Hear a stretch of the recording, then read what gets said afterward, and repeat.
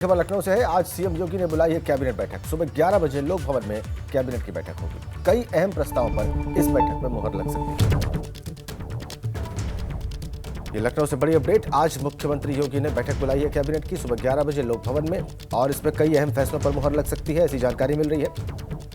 सुबह 11 बजे लोक भवन में कैबिनेट की यह बैठक होगी। कई महत्वपूर्ण प्रस्ताव इस बैठक के सामने होंगे, इस कैबिनेट के सामने होंगे, और इस पर मुहर लगने की प्रचंड संभावना है।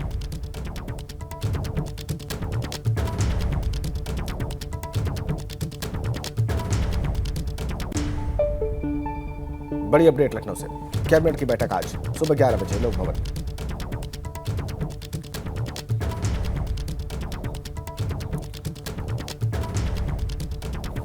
सबसे पहले आपको अपडेट कर दें मौसम के बारे में और सर्दी और कोहरे के बारे में। कहर जारी है। प्रदेश में रात 8 बजे के बाद अब बसें नहीं चलेंगी। जी, कोहरे के चलते परिवहन निगम ने बड़ा फैसला लिया है। बीते 2 दिनों में कोहरे के चलते कई जगहों पर हादसे हुए हैं, और अलग अलग जगहों पर जो हादसे हुए उसमें 60 से ज्यादा गाड़ियां आपस में टकरा गई। 2 दिनों में हुए सड़क हादसों में 10 लोगों की मौत की खबर है। 100 से ज्यादा लोगों की जो जान है वो बाल बाल बची है इन हादसों में। मंगलवार को वाराणसी एयरपोर्ट पर भी कोहरे का असर दिखाई दिया, और कोहरे के चलते मंगलवार को 8 विमान सेवाएं निरस्त कर दी गई। ये बड़ी बात।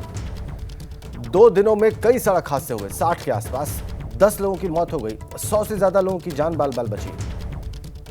कोहरे के चलते 6 विमान सेवाएं मंगलवार को वाराणसी एयरपोर्ट पर निरस्त की गई। तो मौसम का सितम ऐसा है कि इस तरह से परिवहन सेवाएं प्रभावित हो रही हैं, विमान सेवाएं प्रभावित हो रही हैं, और यूपीएसआरटीसी ने फैसला लिया है कि रात 8 बजे के बाद बसों का संचालन नहीं होगा। लोगों की सुरक्षा को ध्यान में रखते हुए यह बड़ा फैसला। कोहरे की मार से जिंदगी को बचाने के लिए परिवहन निगम ने यह फैसला लिया।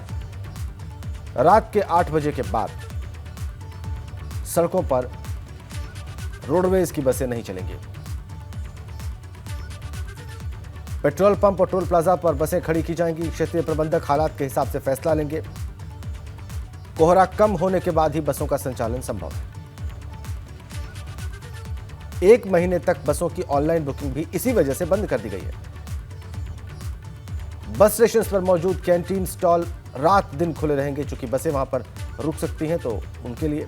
और ब्रेथ एनालाइजर से ड्राइवर्स की मादक पदार्थों के सेवन की भी जांच की जाएगी। कोहरे के चलते बस हादसे की जिम्मेदारी संबंधित अधिकारी की होगी।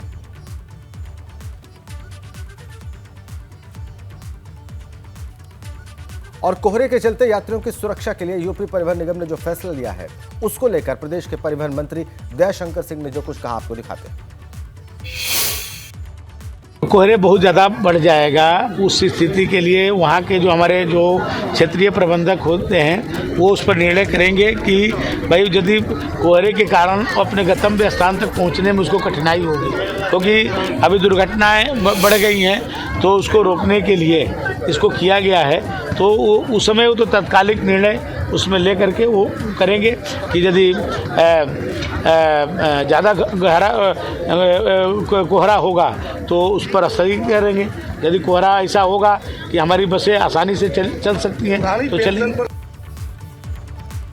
और इसी बीच में एक और खबर इटावा से है। एआरएम ने रात में बस स्टेशन पर जायजा लिया।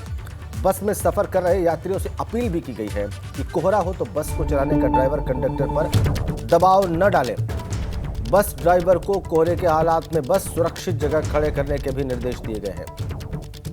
देखिए, यात्रियों से भी अपील की गई एआरएम के द्वारा, अधिकारियों के द्वारा, निगम के, कि वो बस के ड्राइवर और कंडक्टर पर रात को चलने का दबाव न डालें। पिछले 2 दिनों से घने कोहरे के चलते जो हादसे हुए हैं उसको लेकर के यूपी रोडवेज की तरफ से एक आदेश जारी किया गया है कि कोहरे के चलते जो यूपी रोडवेज की बसों में यात्री सवारी कर रहे हैं उनकी किसी भी तरह से जान माल के साथ नुकसान ना हो, उसको लेकर के यूपी रोडवेज बराबर सतर्कता बरत रहा है। यहाँ लोगों से अपील की जा रही है, जो सवारी उनसे अपील की जा रही है कि वो अगर कोहरा पड़ता है तो रास्ते में ड्राइवर पे या परिचालक पर दबाव न बनाया जाए बसों के संचालन के लिए, और कोहरा पड़ता है तो बसों के संचालन को थोड़ी बहुत देर के लिए रोका जाए। हमारे साथ इस वक्त एआरएम साहब मौजूद है। सर, जो कोहरा पड़ रहा है किस तरह के आदेश मिले आप लोग? सर, ऐसा है कि अभी पिछले 2 दिन से कोहरे में काफ़ी अधिकता आ गई है, जिससे विजिबिलिटी हमारी बहुत कम हो गई है। तो मैं अपने स्टाफ को, क्रू को ये निर्देश दिया हुआ है कि यदि आपको रूट पर अगर कोहरा अधिक है और किसी तरह से अगर दिक्कत हो रही है तो आप बस का संचालन थोड़ी देर के लिए रोक दें। अगर रास्ते में अगर आप रुकना चाहें तो मेरे पास ढाबे है, जैसे टोल टैक्स है, या निकटतम बस स्टैंड पे आप गाड़ी को रोक दें। और पैसेंजर्स को मेन हमारा मकसद ये है कि सुरक्षित यात्रा करानी है। मेरा ये मकसद है, मेरा ये है कि बस को सुरक्षित, परिचालक कंडक्टर दोनों इस बात का विशेष ध्यान रखते हैं कि यात्रियों को कोई किसी प्रकार की कोहरे में दिक्कत ना हो और सुरक्षित उनकी यात्रा हो। रात्रिकालीन सेवाएं जो हमारी चल रही हैं उनमें हम लोगों ने डीशेड्यूलिंग की है। जो रात्रि में सेवाएं चल रही हैं उनको हम लोगों ने रिशेड्यूल करके दिन में सेवाओं को संचालित कराने का निर्णय लिया है। ये हमारे साथ इटावा डिपो के ARM थे, जो कि बराबर यहाँ बस स्टैंड पर घूमकर अपने कैंप कर रहे हैं, अपने ड्राइवर कंडक्टर से बातचीत कर रहे हैं और यात्रियों से भी बात कर रहे हैं कि अगर घना कोहरा जिस तरह से बराबर पड़ रहा है, अगर वो रास्ते में मिलता है तो उसको लेकर के बसों का संचालन थोड़ी बहुत देर के लिए रोका जाए, जिससे कि यात्रियों की जान माल के साथ कोई नुकसान ना होने पाए। मोहम्मद तारिक, ABP गंगा, इटावा। और इतने एहतियात के बाद भी कानपुर से खबर आ रही है, अमेठी डिपो की बस वहां पर हादसे का शिकार हो गई है। कामा गांव के पास नेशनल हाईवे पर ट्रक से जा टकराई थी बस। अमेठी से दिल्ली जा रही थी ये रोडवेज की बस। हादसे में एक ट्रक ड्राइवर की मौत की भी खबर है और इसके अलावा बस में सवार 8 यात्री जख्मी बताए जा रहे हैं। कामा गांव के पास नेशनल हाईवे पर यह हादसा हुआ। ये बस अमेठी से दिल्ली जा रही थी, ट्रक से टकराई, ट्रक ड्राइवर की मौत।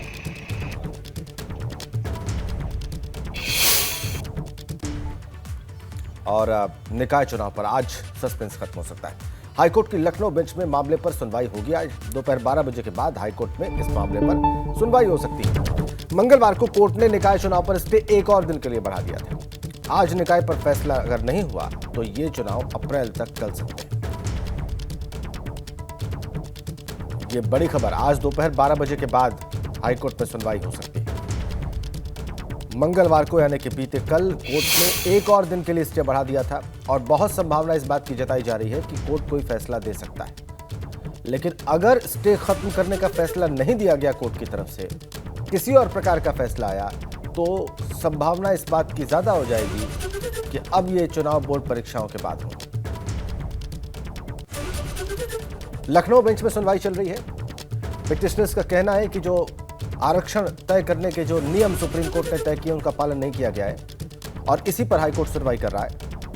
आज इस पर फैसला देने की उम्मीद है, संभावना है। क्या होता है इस पर सबकी नजर है, ABP गंगा की भी नजर है। सरकार ने अपना हलफनामा दाखिल कर दिया है। सरकार ने कहा है कि सर्वे को ही 2017 अक्टूबर के सर्वे को ही आधार माना जाए। सरकार ने ट्रांसजेंडर को आरक्षण देने से इनकार किया है। हाईकोर्ट ने निकाय चुनाव पर स्टे इस बात एक और दिन के लिए कल बढ़ा दिया था। आज फिर से सुनवाई होगी।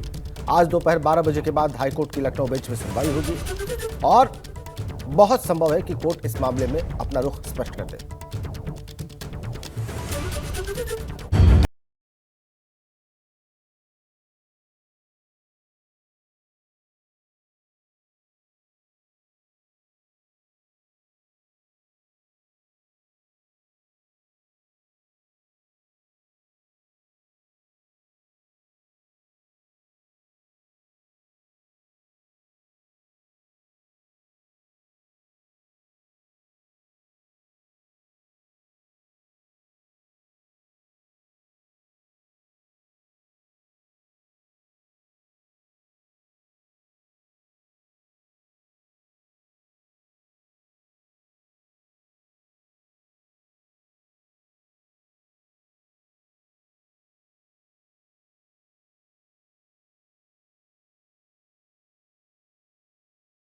उत्तर प्रदेश में निकाय चुनाव के लिए अभी थोड़ा और इंतजार करना होगा।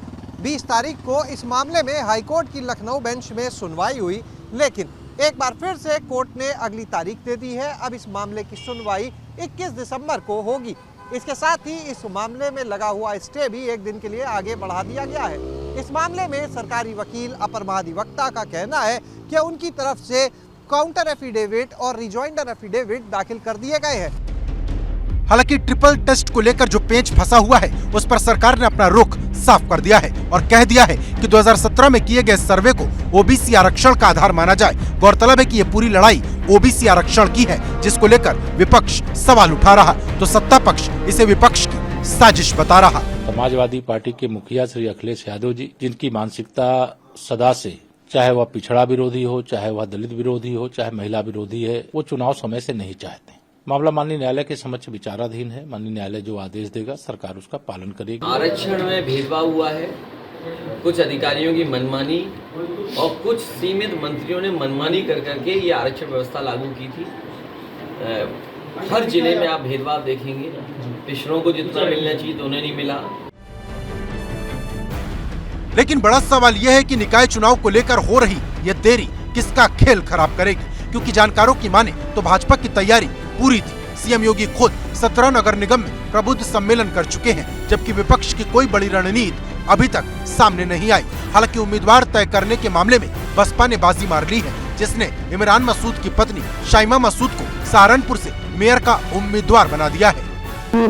मेयर चुनाव का जो बिगुल है जिला सहारनपुर से शुरुआत की है। इसके लिए मैं अपनी राष्ट्रीय अध्यक्ष बहन जी का बहुत बहुत तहे दिल से शुक्रिया अदा करती हूँ। हम अपनी जीत के लिए पूर्ण आश्वस्त हैं। बहन जी का हृदय की गहराई से धन्यवाद कि बहन जी ने सहारनपुर के आवाम के ऊपर जो विश्वास जताने का काम किया है, उस विश्वास के ऊपर हम लोग खरा उतरने का काम करेंगे। लेकिन बड़ा सवाल यह है, कोर्ट वाली तलवार कब तक हटेगी, क्योंकि पिछली बार ये चुनाव दिसंबर तक खत्म हो चुके थे, लेकिन इस बार इसके 2023 में शिफ्ट होने के पूरे आसार नजर आ रहे हैं, क्योंकि जब तक अधिसूचना पर कोर्ट की रोक नहीं हटेगी, निकाय चुनाव की तारीख का ऐलान नहीं होगा।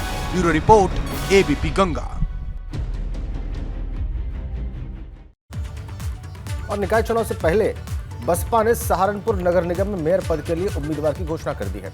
बसपा नेता इमरान मसूद की पत्नी शाइमा मसूद को सहारनपुर से बसपा ने मेयर पद का प्रत्याशी बना दिया है और इसकी घोषणा बसपा पश्चिमी उत्तर प्रदेश के अध्यक्ष शमसुद्दीन रायनी ने की। बसपा ने निकाय चुनाव से पहले अपने पहले महापौर उम्मीदवार का ऐलान कर दिया है। इस दौरान शमसुद्दीन रायनी ने कहा कि इमरान मसूद के साथ आने के बाद निकाय चुनाव में बसपा की उम्मीदें बढ़ गई और पूरी उम्मीद है कि निकाय चुनाव में इस बार बसपा का परचम लहराएगा। वहीं इमरान मसूद ने कहा कि इस बार कुछ नीला नीला होगा, क्योंकि नीला रंग विजय का प्रतीक है। मेयर चुनाव का जो बिगुल है जिला सहारनपुर से शुरुआत की है। इसके लिए मैं अपनी राष्ट्रीय अध्यक्ष बहन जी का बहुत बहुत तहे दिल से शुक्रिया अदा करती हूँ। हम अपनी जीत के लिए पूर्ण आश्वस्त हैं और सहारनपुर की जनता तहे दिल से मोहब्बत करती है और साथ देगी, इस चीज का पूरा विश्वास है। हम अपने सर्व समाज के लिए काम करेंगे, सहारनपुर का जो बेहतर से बेहतर विकास होगा उसके लिए काम करेंगे। बहन जी का हृदय की गहराई से धन्यवाद कि बहन जी ने सहारनपुर के आवाम के ऊपर जो विश्वास जताने का काम किया है, उस विश्वास के ऊपर हम लोग खरा उतरने का काम करेंगे। निकाय चुनाव में एक तरफा जीत होगी, कोई इसमें दिक्कत नहीं है। इंशाल्लाह हम लोग बहुत मजबूती के साथ लड़ेंगे। इधर यूपी में निकाय चुनाव से पहले बसपा अध्यक्ष मायावती ने प्रदेश संगठन में बड़ा बदलाव कर दिया है। पार्टी अध्यक्ष मायावती ने विश्वनाथ पाल को नया प्रदेश अध्यक्ष नियुक्त किया है। विश्वनाथ पाल भीम राजभर की जगह लेंगे और भीम राजभर को नई जिम्मेदारी दी गई। उन्हें बिहार के लिए पार्टी का प्रभारी बनाया गया है। विश्वनाथ पाल को प्रदेश अध्यक्ष बनाए जाने की जानकारी खुद मायावती ने ट्वीट करके दी है। और यहां पर आपको बताना आवश्यक है कि बसपा के ओबीसी चेहरे के तौर पर अपनी पहचान बनाने वाले विश्वनाथ पाल को मायावती के करीबी नेताओं में गिना जाता है। वो इससे पहले बसपा के मुख्य सेक्टर प्रभारी थे और उनके ऊपर बनारस, मिर्जापुर, झांसी, अयोध्या, देवीपाटन और लखनऊ मंडलों का जिम्मा था। बसपा से ओबीसी नेताओं के साथ छोड़ने के बाद अब विश्वनाथ पाल की अहमियत पार्टी में और बढ़ गई है। ये वो नेता हैं जिन्हें बसपा में भविष्य का चेहरा बताया जा रहा है।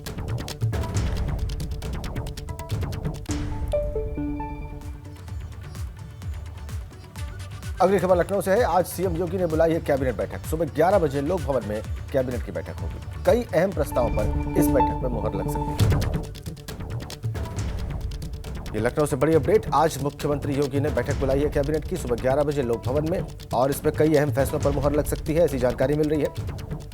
सुबह 11 बजे लोक भवन में कैबिनेट की यह बैठक होगी। कई महत्वपूर्ण प्रस्ताव इस बैठक के सामने होंगे, इस कैबिनेट के सामने होंगे और इस पर मुहर लगने की प्रचंड संभावना है।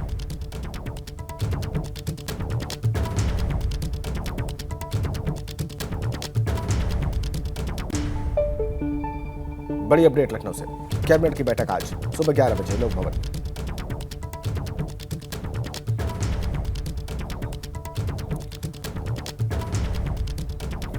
और ये अपडेट गाजियाबाद से इस वक्त हमारे पास है। गाजियाबाद में 12वीं तक के सभी स्कूल सुबह 9 बजे से अब खुलेंगे और आज से सभी स्कूल सुबह 9 बजे खुलेंगे। बढ़ती ठंड और कोहरे के चलते फैसला लिया गया है।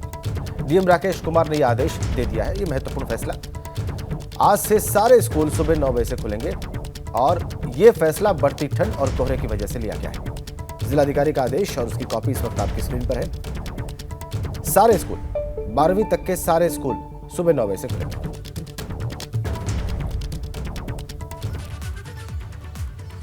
अगली अपडेट कानपुर से है। इरफान सोलंकी को महाराजगंज जेल में आज शिफ्ट किया जाएगा।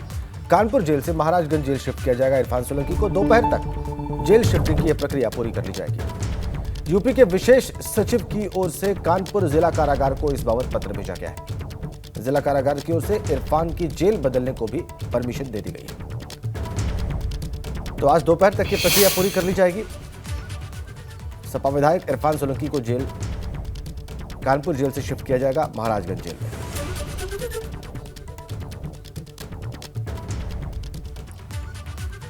और शिवपाल यादव ने सपा में पद वाली जिम्मेदारी को लेकर साफ कर दिया है कि उन्हें पद की कोई लालसा नहीं है। वो उम्र भर सपा में रहेंगे। जब से शिवपाल सपा में आए हैं तब से एक ही सवाल पूछा जा रहा है कि शिवपाल को सपा में जिम्मेदारी क्या मिलेगी, लेकिन अब शिवपाल ने साफ कर दिया है कि उन्हें पद नहीं चाहिए। लेकिन सवाल बड़ा है कि बिना पद के क्या शिवपाल सपा में फिर से वही रुतबा बना पाएंगे जो मुलायम के दौर में उनका हुआ करता था।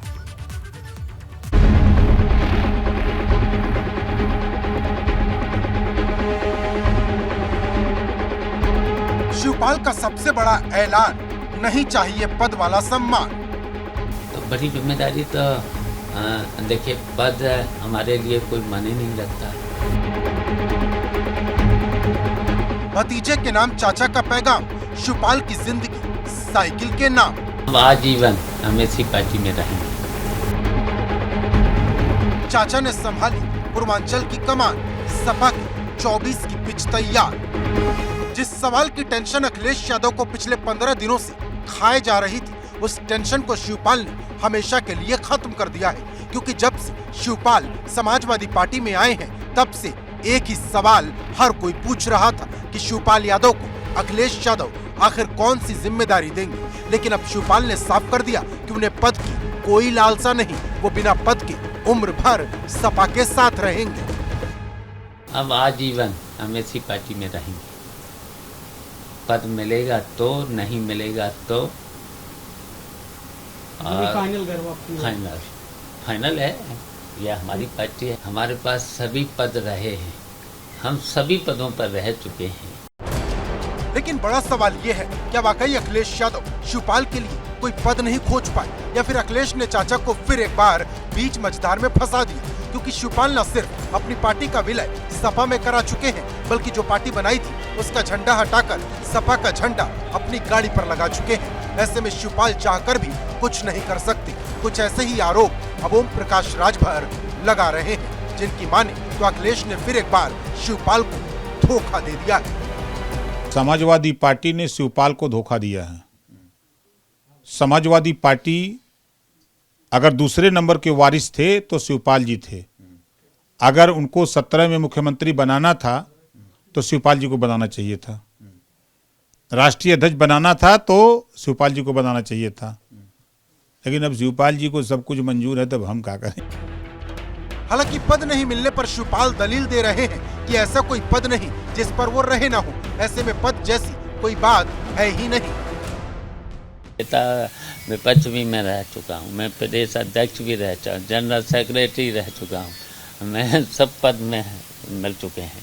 पद की कोई हमें लालसा नहीं है। समाजवादी पार्टी को मजबूत करना है और देखिए संघर्ष के बल पर संघर्ष चलेगा और संघर्ष के बल पर परिवर्तन करना है। गौरतलब है कि जब शिवपाल सपा में आए थे तब उनको विधानसभा में नेता प्रतिपक्ष, राष्ट्रीय महासचिव, प्रदेश अध्यक्ष बनाने से लेकर 2024 में लोकसभा का चुनाव लड़ाने की चर्चा थी। लेकिन इतने दिन बीतने के बाद भी अखिलेश ने कोई ऐलान नहीं किया, तो शिवपाल ने खुद कह दिया कि उन्हें किसी भी पद की कोई लालसा नहीं। शिवपाल यादव के साथ जो बार बार ये बताने की कोशिश करते हैं कि उनके पास भतीजे अखिलेश से ज़्यादा सियासी तजुर्बा है। अब तक उन्हें जो भी जिम्मेदारियां मिली हैं उसे उन्होंने बखूबी निभाया है, लेकिन ये सफाई भी देते हैं कि वो पद के कतई लालची नहीं हैं। पद मिले या ना मिले वो पार्टी में बने रहेंगे और कभी समाजवादी पार्टी का दामन नहीं छोड़ेंगे। अखिलेश ने भले ही शिवपाल को कोई जिम्मेदारी ना दी हो, लेकिन शिवपाल खुद अपनी जगह बनाने में लगे हैं, क्योंकि शिवपाल अपना ज्यादातर वक्त पूर्वांचल में बिता रहे। सोमवार को शिवपाल प्रतापगढ़ पहुंचे थे, जहां राजा भैया के गढ़ कुंडा में उन्होंने एक रैली की थी, जिसकी तस्वीर शिवपाल यादव ने ट्विटर पर पोस्ट की। इसमें शिवपाल के साथ सपा नेता गुलशन यादव भी नजर आए। वहीं मंगलवार को शिवपाल प्रयागराज में थे। अब जानकारों की माने तो शिवपाल 2024 के लिए अभी से पूर्वांचल की तैयारी में जुट गए हैं। मैनपुरी उपचुनाव के नतीजों के बाद चाचा शिवपाल यादव ने अपने सियासी सफर की शुरुआत संगम नगरी प्रयागराज से की है। माना यह जा रहा है कि 2024 के लोकसभा चुनाव तक उनका पूरा फोकस पूर्वांचल की सियासत पर रहेगा। वो पूर्वांचल जो कभी समाजवादी पार्टी का गढ़ हुआ करता था, लेकिन अब आजमगढ़ का किला भी दरक चुका है। ऐसे में चाचा शिवपाल यादव पूर्वांचल में ही पांव जमाए रह सकते हैं।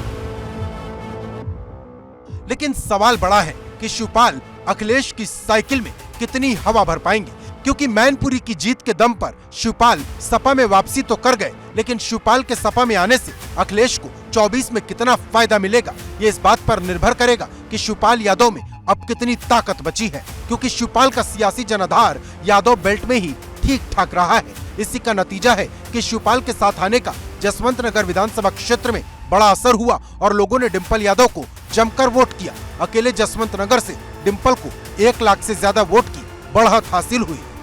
वहीं सपा का गढ़ माने जाने वाले ज्यादातर लोकसभा क्षेत्रों में भाजपा अपनी जीत का परचम लहरा चुकी है। कन्नौज, फिरोजाबाद, फर्रुखाबाद, बदायूं, एटा, इटावा, आजमगढ़ और रामपुर जैसे इलाकों में भाजपा के सांसद हैं। शिवपाल के साथ आने का सपा को सियासी फायदा इसी इलाके में मिल सकता है, क्योंकि इस बेल्ट में शिवपाल की मजबूत पकड़ यादवों के बीच ही नहीं बल्कि गैर यादव जातियों में भी मानी जाती है। मैनपुरी में ये दिखा भी है कि गैर यादव ओबीसी और दलित जातियों ने भी सपा को ठीक ठाक वोट दिया। वहीं एक सवाल चाचा का भी है, क्या वो सपा में फिर से अपना रुतबा हासिल कर पाएंगे, क्योंकि सपा को उत्तर प्रदेश में सियासी तौर पर मजबूत करने में जितना हाथ मुलायम सिंह यादव का है, उतना ही शिवपाल का भी माना जाता है। संगठन कैसे चलाया जाता है और चुनाव कैसे जीता जाता है, इस मामले में शिवपाल को महारत हासिल है। उनके बारे में ये कहा जाता रहा है कि वो पार्टी के बूथ लेवल तक के कार्यकर्ताओं से संवाद रखते हैं। हालांकि ये बात उस दौर की है जब मुलायम सिंह यादव पार्टी के सर्वे सर्वा हुआ करते थे और सपा में शिवपाल की तूती बोलती थी। लेकिन पार्टी की कमान अखिलेश यादव के हाथ में है। ऐसे में क्या शिवपाल अपना पुराना रुतबा हासिल कर पाएंगे, और क्या अखिलेश शिवपाल पर मुलायम जैसा भरोसा जता पाएंगे? ये सवाल इसलिए क्योंकि 2016 के आखिर में सियासी वर्चस्व की जंग से जो मनमुटाव पैदा हुआ था, उसने विश्वास की डोर को कमजोर कर दिया। ऐसे में लगता नहीं कि अखिलेश दोबारा से शिवपाल को इतनी ताकत देंगे जिसके बल पर वो पार्टी के अंदर एक नया पावर सेंटर बन जाए। ये सवाल इसलिए भी है कि शिवपाल को क्या जिम्मेदारी मिलेगी, इस पर अखिलेश ने अब तक एक शब्द भी नहीं कहा। प्रयागराज से मोहम्मद मोइन के साथ ब्यूरो रिपोर्ट, एबीपी गंगा।